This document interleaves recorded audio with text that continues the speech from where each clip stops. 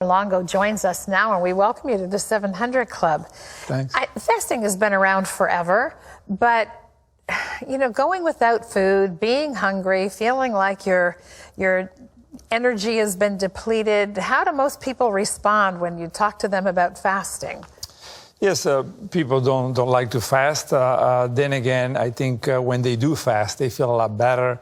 And it's not just about weight, but it's also about rejuvenation and killing off damaged cells and damaged components of cells and replacing them with younger ones, right? So also at the brain level, they say, I feel a lot clearer. Yes, that is true. Whenever I've done fasting, I do feel like your brain just kind of comes awake.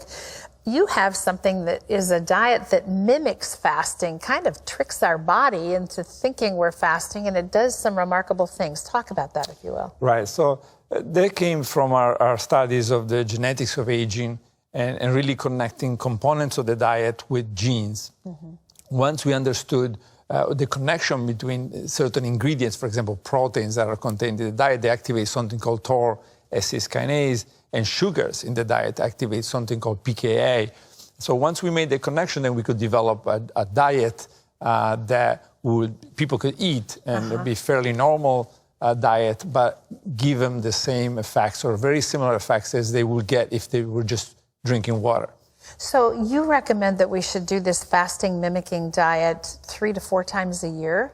And why that timing? It depends. I recommend between once a month to twice a year, right? So if somebody's obese and they have high cholesterol, blood pressure, etc., they probably need to do it once a month. And of course, this has to be done with the doctor's recommendations under doctor's supervision. And if somebody instead is very healthy, somebody might be 35 years old, exercising, having a great diet, everyday diet, then they probably need to do it a couple times a year. So talk about what the everyday diet should look like if we really want to have health benefits, because you're talking about the mimicking diet either once a month or at least 2 times a year. So what about the rest of the time? How should we be eating? Yes. And by the way, let me just first say the fasting mimicking diet was tested clinically in a randomized study at USC and showed improvement in cholesterol, blood pressure, triglycerides, and risk factors for cancer and cardiovascular disease. But then the everyday diet, I base it on something I call 5 pillars of longevity. Mm-hmm. And the pillars include studies of large populations, studies of centenarian population. What about the people in Okinawa, Japan, or Loma Linda, California, that have record longevity? What do they eat? And this diet essentially is a pescatarian diet. So it's a low protein, vegetables plus fish. So fish maybe a couple of times a week. That seems to be the ideal diet if you look at all these different pillars.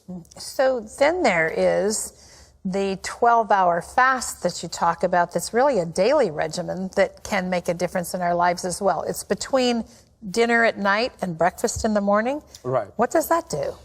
Well, that's not really a fast. That's what people have always done, right? I mean, some of us snack. After that. And I think some of the snacking habits came from this idea that we need to eat 5-6 times a day, right? So people may get to 8 p.m.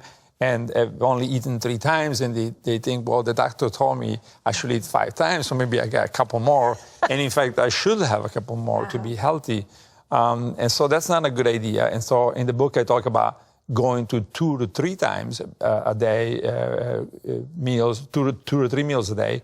And so if somebody's overweight or obese, it's probably good to go to breakfast plus lunch or breakfast plus dinner and then a snack. Let's say 100-calorie snack, healthy one. Of course, if somebody's underweight, then they can stick with the 3 to 5 meals a day. So yeah, that's a good way to do it and keep it within 12 to 13 hours. Not much longer, not much shorter. Both longer and shorter are associated with problems.